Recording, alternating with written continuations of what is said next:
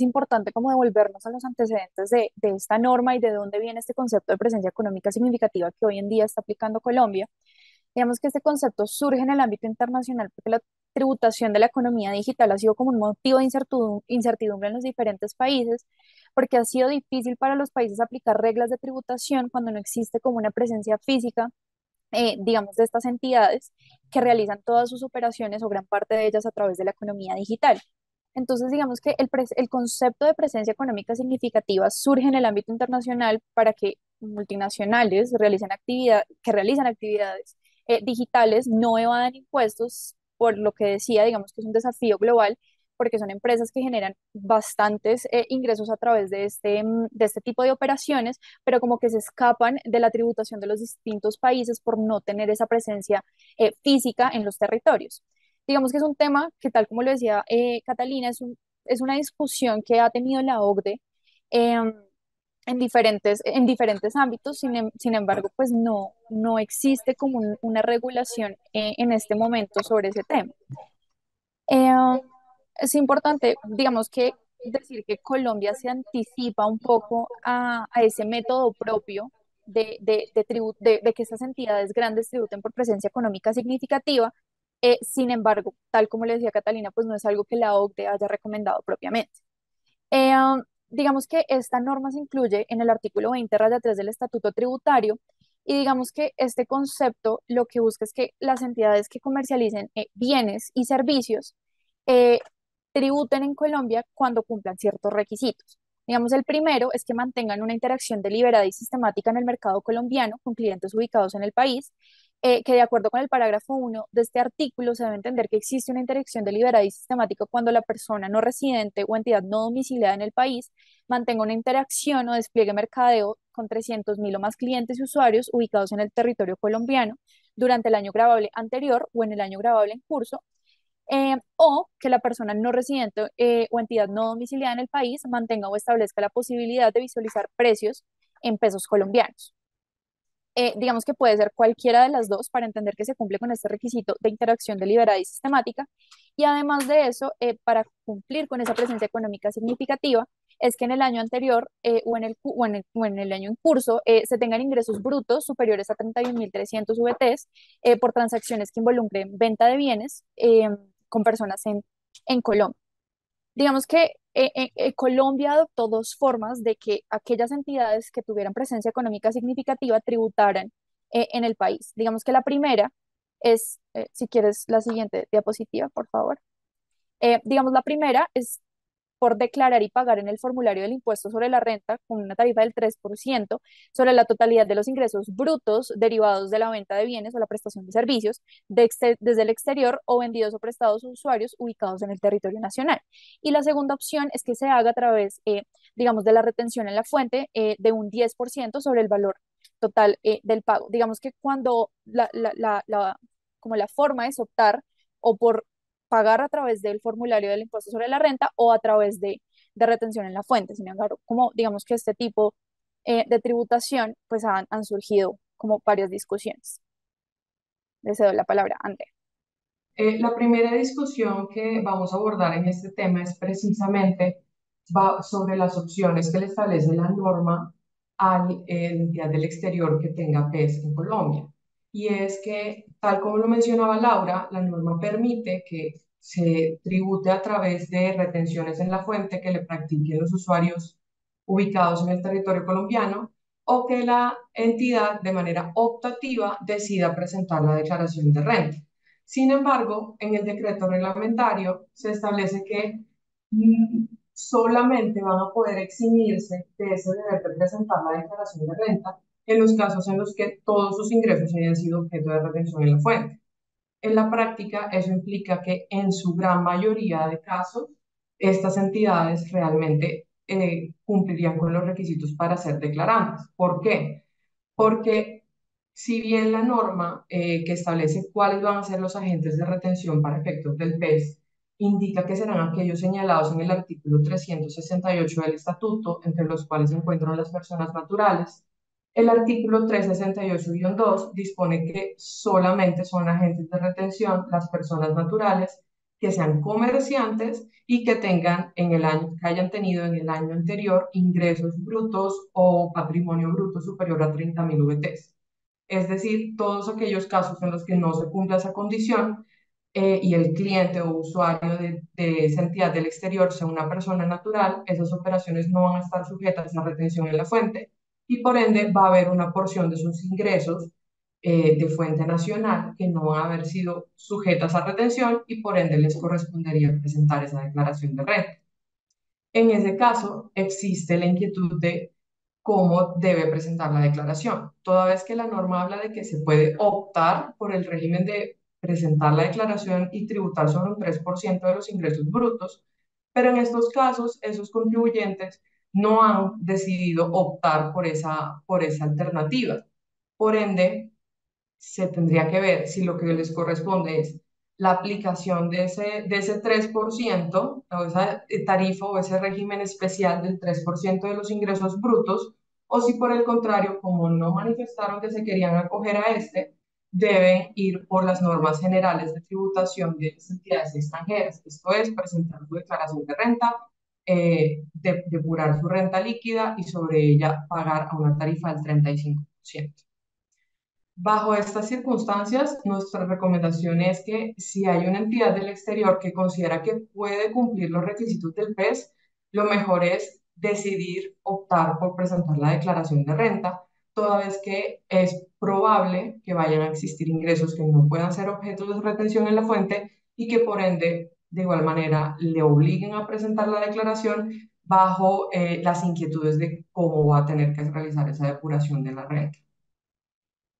Otra problemática que es supremamente fundamental y que se deriva de la redacción de la norma es qué tipo de servicios se van a ver cobijados dentro del PES. Esto porque si bien la norma en el numeral 2 hace un listado de los servicios digitales que se van a encontrar cobijados por el PES, antes de eso, a lo largo de la norma, hace referencia eh, de manera general a las ventas de bienes y a las prestaciones de servicios, sin hacer ningún tipo de aclaración ni ningún tipo de precisión sobre qué tipo de servicios o qué tipo de bienes van a verse cobijados por esa norma. Bajo este entendido, se han presentado dos interpretaciones posibles sobre el tema de los servicios. Y es una interpretación finalista que busca tener en cuenta cuál era la finalidad que en principio perseguía el legislador con esta norma. Y esto es que, tal como lo expuso Cata, el legislador manifiesta al menos que buscaba dar cumplimiento a la acción 1 BEPS y al pilar 1 de la OCDE. Esto, digo, manifiesta porque tal como lo precisó Cata, de hecho el pilar 1 sugiere que no se practique o que no se apliquen este tipo de normas, pero, pero el legislador, tanto en la exposición en la exposición de motivos, no, en el trámite legislativo y en la fundamentación del decreto reglamentario, manifestó que se estaba buscando poder cumplir con esas acciones o esas recomendaciones de la OCDE. Asimismo, durante el trámite legislativo se hicieron modificaciones a la versión original de la norma que, digamos que sí dejaba aún más abierto o aún más claro el tema de que aplicaba para todos los bienes y para todas las prestaciones de servicios. A lo largo del trámite se hicieron unas modificaciones que daban a entender que lo que buscaban es que para el caso de los servicios aplicase solo para los servicios digitales, toda vez que el texto aprobado en primer debate hacía referencia a que la norma en el numeral 1 iba a regular el caso de las ventas de bienes y en el numeral 2 la prestación de servicios y que es en el cual,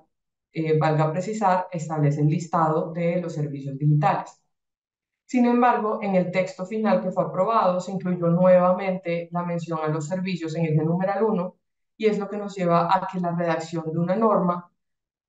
permita una interpretación gramatical mucho más desfavorable. Y es que tal como está redactada la norma, pareciera indicar que el PES va a cobijar a todas las ventas de bienes y todas las prestaciones de servicios y simplemente establece un tratamiento diferencial para el caso de los servicios digitales. Es decir, las ventas de bienes estarían grabadas con el PES siempre que cumplan los dos requisitos indicados en el numeral primero. En el caso de los servicios digitales, se tendrán que cumplir los dos requisitos del numeral primero y el requisito del numeral 2, es decir, encuadrar dentro de la noción de servicios digitales. O tres, y tres, en el caso de los servicios diferentes a los servicios digitales, podría encontrarse cobijados con el PES siempre que cumplan el primer requisito establecido en el numeral primero, esto es, simplemente que exista una interacción deliberada y sistemática en el mercado colombiano. Es decir, bajo esta interpretación, ni siquiera se exigiría para el caso de los servicios diferentes a los digitales que exista un monto mínimo de ingresos recibidos por estas operaciones. Siempre que se entienda que exista una interacción deliberada y sistemática en el mercado colombiano y sin perjuicio obviamente de la aplicación de los CDI que tenga suscrito Colombia con algunos países, terminaría entonces aplicándose esta norma o este régimen PES a la prestación de los servicios. Esto tiene unas implicaciones tributarias muy grandes, pues acoger esta interpretación, toda vez que esto conlleva que todos los servicios, independientemente de que se considerasen de fuente extranjera y que no hagan parte de los servicios digitales,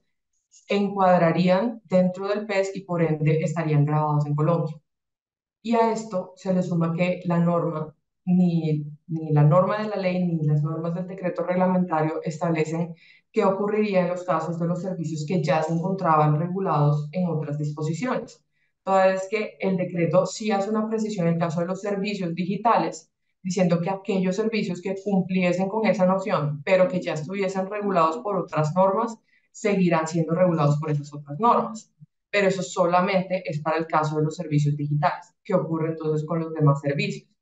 Y ahí es donde vemos que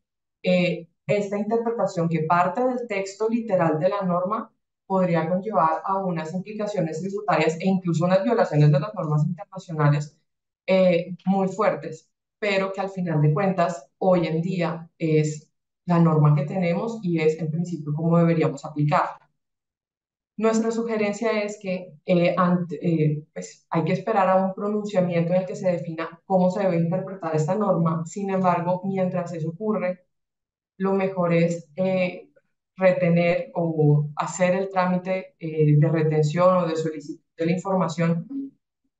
asumiendo que la entidad cumple con los requisitos para hacer PES, es decir, pedir información de si cumple con esos requisitos, que me declare bajo la claridad de juramento que no los cumple, para poder yo definir si le practico o no le practico la retención. ¿Por qué? Porque al final de cuentas la norma a quien le impone la obligación de retener y de responder por el recaudo de ese impuesto es el contribuyente nacional. Por ende, es un riesgo muy alto nosotros decidir interpretar la norma de una forma más restrictiva y que el día de mañana terminen exigiendo a nosotros no solamente negándonos la deducibilidad de ese gasto, sino incluso incurriendo en responsabilidades por agente a retener, por omisión de agente a retener. Bueno, otro punto importante que se debe abordar es el tema de la presunción que establece la norma para definir la interacción deliberada y sistemática en el mercado colombiano. Tal como mencionaba Laura, la norma establece dos condiciones que pueden cumplir las entidades del exterior para que se entienda que tienen una interacción de este tipo en el mercado colombiano. Sin embargo, la norma dice que se va a presumir que se tiene esa interacción cuando cumpla alguno de esos dos requisitos. Entonces, ha suscitado la duda de cómo se debe entender qué es esa presunción. Si es una presunción legal, es decir, que acepta o prueba en contrario, o si es una presunción de derecho que no puede ser desvirtuada por el contribuyente. En principio, como la norma no hace referencia expresa a que se trate de una presunción de derecho, se podría considerar que se trata de una presunción legal. Sin embargo, en la práctica esto genera dos inconvenientes importantes. El primero es el cómo se puede acreditar, toda vez que la norma no aclara ni indica qué tipo de documento o qué tipo de prueba podría aportar el contribuyente para poder demostrar que a pesar de que cumple con alguno de estos requisitos, no deba entenderse que tenga una interacción deliberada y sistemática con el mercado colombiano. Y lo segundo es a quién le corresponde probar este hecho, toda vez que, como ya mencionamos, la norma nos obliga a los usuarios o clientes nacionales practicar la retención siempre que la entidad no nos haya declarado bajo la gravedad de juramento que no cumple con los requisitos del PES o que haya optado por declarar y solicite que no se le practique retención. Esos son los únicos dos escenarios que contempla la norma que me permiten eximirme de la obligación de practicar la retención en la fuente. Entonces, ante el hecho de que la norma no me contempla la posibilidad de que yo como cliente pueda demostrar que esa entidad del exterior efectivamente podía desvirtuar esa presunción mediante pruebas, yo no puedo eximirme entonces, o la norma no me está permitiendo eximirme de mi obligación de recaudo del impuesto. Bajo este entendido, nuestra sugerencia es que si la entidad quiere, la entidad del exterior quiere dar la discusión con la DIAN de si puede o no puede desvirtuar la presunción, para el contribuyente colombiano, esa entidad le debe expedir un certificado, una declaración jurada en la que mencione que no cumple con los requisitos del artículo 20-3 y ya si la DIAN llega a abrir un proceso de fiscalización contra esa entidad del exterior, sea esta la que entre en la discusión de si se encontraba desvirtuada o no desvirtuada esa presunción. Pero nosotros como agentes de retención, la sugerencia es no omitir nuestro deber con base en esta prueba en contrario sobre la presunción. Es mejor actuar de manera conservadora atendiendo a las implicaciones que tendría nosotros no cumplir este deber. Un tercer punto, y que va de la mano con el tema de los agentes de retención, es la prelación que establece el decreto 2039 sobre los agentes de retención. Y es que en el primer numeral establece que van a ser los agentes de retención principales, por decirlo así, aquellos usuarios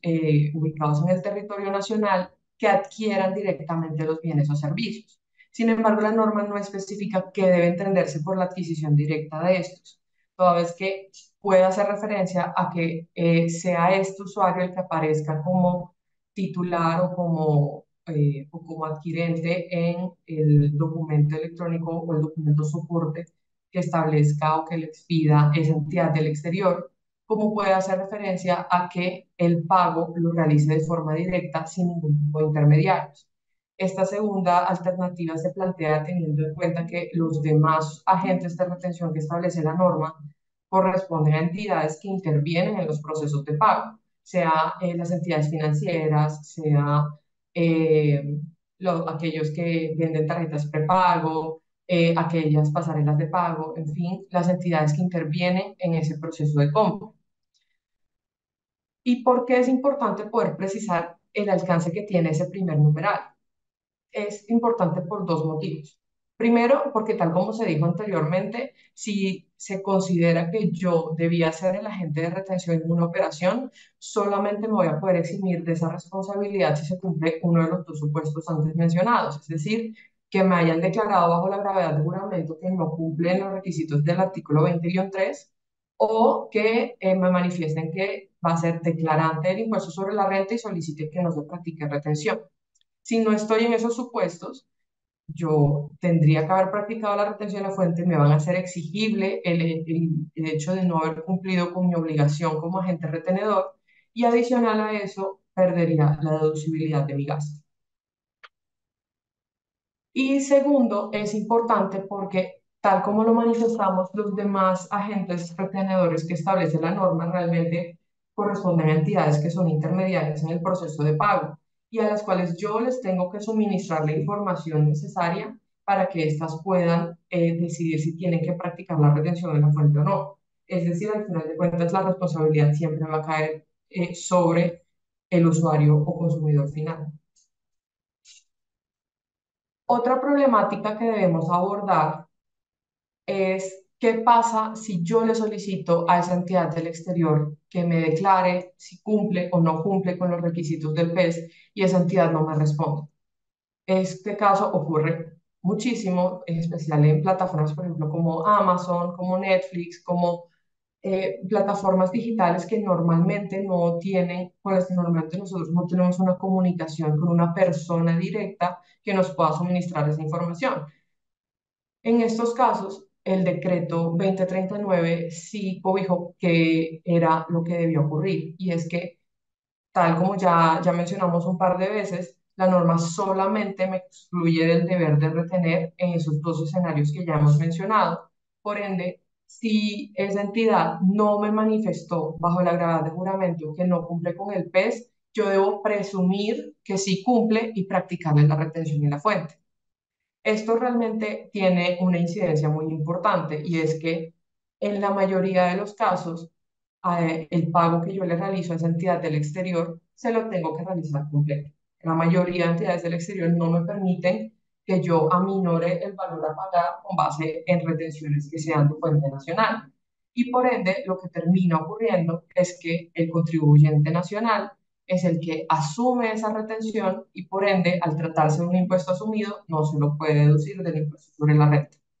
Es decir, en la mayoría de los casos realmente no se cumple la finalidad de la norma, que es hacer tributar a esas entidades del exterior que tengan operaciones en Colombia, o que tengan esa presencia económica significativa en Colombia, sino que lo que termina ocurriendo es que se grava o se establece un detrimento para el contribuyente nacional, toda vez que le toca incurrir en un mayor valor, que es el gasto por impuesto asumido, y que además eso no se lo va a poder deducir de renta. Y por último, queríamos tratar el tema de qué ocurre cuando la entidad del exterior decide ser declarante del impuesto sobre la renta y nos solicita que no le practiquemos la retención de la fuente. ¿Cómo compagina esto con el artículo 121 y 122, que establecen un límite a los gastos pagados al exterior por rentas, pues rentas que se generarán de fuente nacional? La norma establece que ese tipo de expensas van a estar limitadas a un 15% de la renta líquida computada antes de tener en cuenta estos costos y gastos. Sin embargo, con el decreto reglamentario se estableció que al contribuyente no le será exigible, para efectos de soportar la deducción del gasto, que practique la retención de la fuente, o que acredite haber practicado la retención de la fuente en los casos en los que la sociedad haya decidido optar por el método de la declaración. Tal como lo establece la norma, no se establece ningún requisito adicional o ninguna limitación que está asociada con las otras normas del estatuto, como serían este artículo 121 y 122, por lo cual consideramos que se debe entender que la deducción no estaría sujeta a ese límite, con base en una norma especial, como sería en este caso esta norma que nos permite tomarnos la deducción por completo sin exigirnos ese requisito.